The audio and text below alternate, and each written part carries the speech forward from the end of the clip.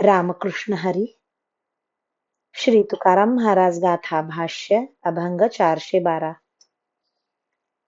हाके सरिसी उडी घालूनिया स्तंभ फोडी, ऐसी कृपावंत कोण माझे विठाई वाचून, करिता आठव धावोनिया घाली कव, तुका म्हणे गीती गाता नामे द्यावी सायुज्यता.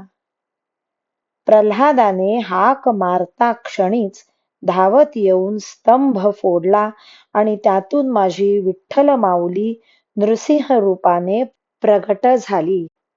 अशी कृपाळू माझ्या विठ्ठल माऊली वाचून जगात कोण बरे आहे.